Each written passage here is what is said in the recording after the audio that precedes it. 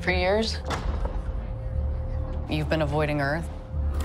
I have called for your help plenty of other times, and you've been pretty content to let those calls go straight to voicemail. Yeah, well, this is different.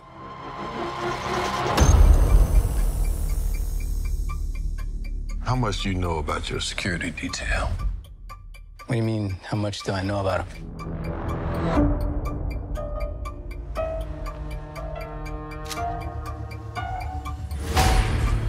Fury, we're gonna be very careful now.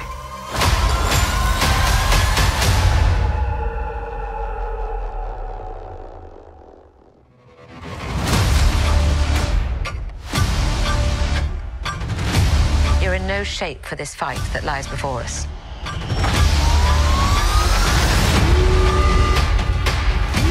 This is just the beginning. This is my war alone.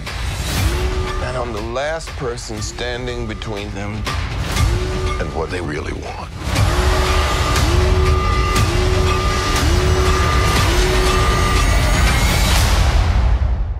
And what is that?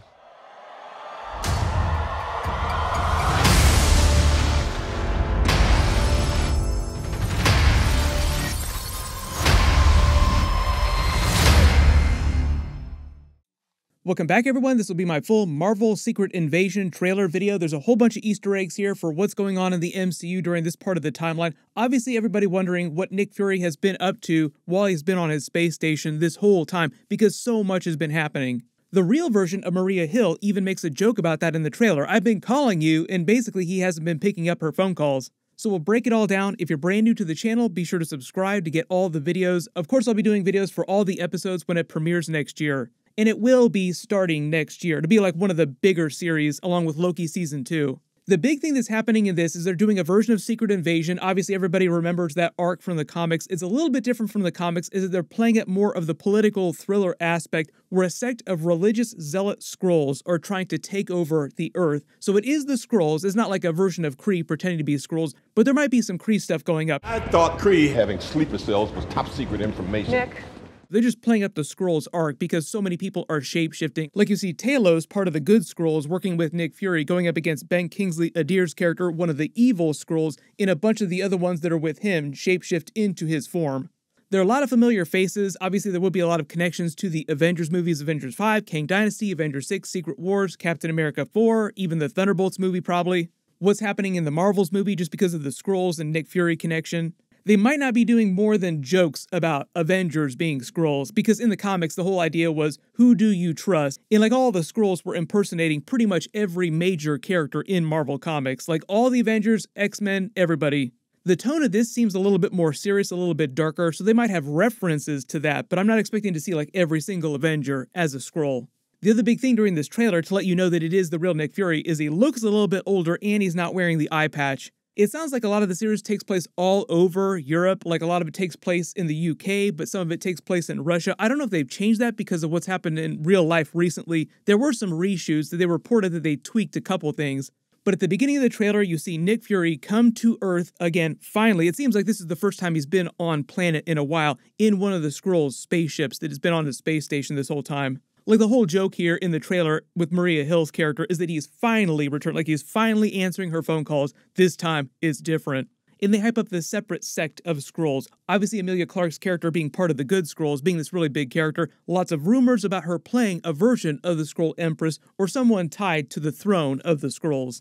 The Skrull Empress was just integral in the plot of the original Secret Invasion, but the way they played the character in the comic book arc, she was a little bit more evil. I think the twist in this series is that she's actually trying to work with them, but she's also tied to this evil sect of Skrulls too. So she's kind of caught in between the different groups of Skrulls. The other big cameo scene during this is War Machine, and it does seem like it's meant to be the real version of War Machine, although they will also probably have jokes about that too. Like, is this the real War Machine during this scene, or is it one of the Skrulls pretending to be War Machine? They were also hyping up Armor Wars, which is going to be a big Rhodey Iron Man series happening in the next couple of years, but they didn't announce an official release date. I believe that's going to be during 2024.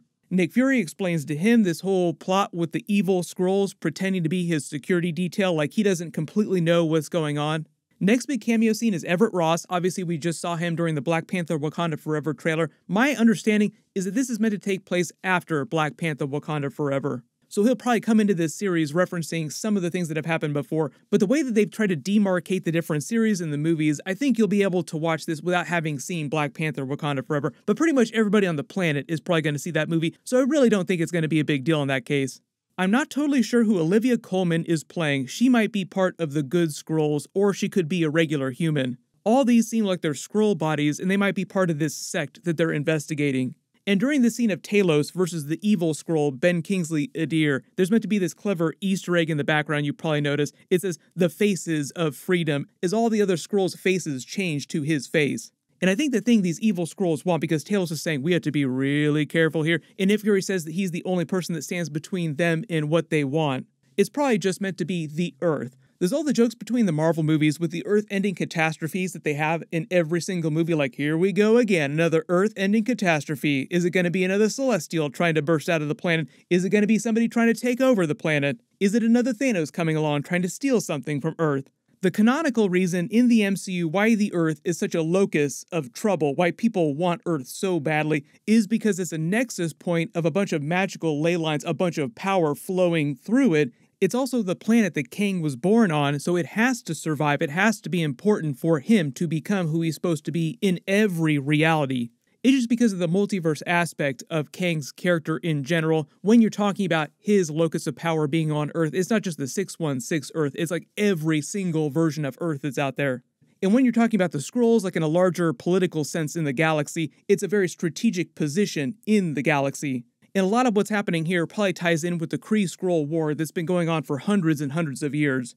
That's kind of what happened in the comics, is that the Kree and the Skrulls both separately wanted the Earth because it was a very strategic position in the war between their cultures. But the difference in this series is that you have two different factions of Skrulls. Like, you have the good Skrulls that Nick Fury has been working with this whole time, and you have an evil, religious zealot group of Skrulls that want to take over their culture and take their race in a way more hardcore direction. You can let me know in the comments what you think this special thing is in the case. It's a very Pulp Fiction 7 type of reference, like what's in the box, like what's that gold shining light coming out, and you have Nick Fury because Sam Jackson was also in Pulp Fiction. This particular scene with them opening up this mystery box with something inside might be a misdirect, but I think in the grander sense, they just want to take over Earth in general and replace all of Earth's leaders with Skrulls. This room here that Emilia Clarke's character walks into seems like it's in Russia just based on the language. Somebody can correct me in the comics if that's not totally accurate. But I believe what's happening here is that the evil Skrulls are building something that will help them take over the planet. You also have to remember that Nick Fury's character has had the space station in orbit. They've been cloaked this whole time, which is why you haven't seen a whole lot of them outside of post-credit scenes and little winks and Easter eggs. And I believe during this series, they'll explain why Nick Fury has been so off the radar this whole time, why he didn't get involved, why he didn't try to help Spider-Man out during the events of Spider-Man No Way Home, leading to the whole Doctor Strange plot, them messing the spell up. And it'll have something to do with this big Skrull takeover that's been going on in the background. But hopefully that'll explain the political thriller element of this series, as opposed to comic book Secret Invasion, which was more like a big action-adventure series with the entire MCU roster. I believe these episodes are supposed to be released before Loki Season 2 sometime in the spring, so we'll probably get some sort of footage or trailer either before the end of the year or early next year. Everyone post all your reactions in the comments below and let me know what your theories are about Emilia Clarke's character, these evil Skrulls, and what Nick Fury has been doing this whole time. One of the other biggest surprises during this big Marvel Disney Plus presentation was them actually doing a Daredevil Born Again panel where they talked a little bit about the series, with Vincent D'Onofrio's Kingpin making a bunch of jokes with Charlie Cox about how it was his series, even though Daredevil is in the title of the series. Aren't you supposed to talk about my show? Wait, your show? I think you mean my show.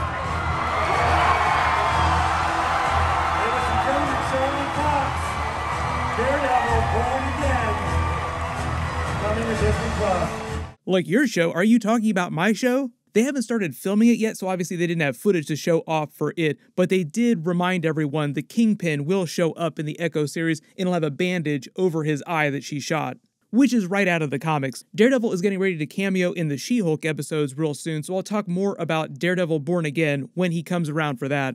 I think you're in a unique position to do some real good. Jen Walters can use the law to help people when society fails them. She-Hulk can help people when the law fails them. This guy's really kind of doing it for me.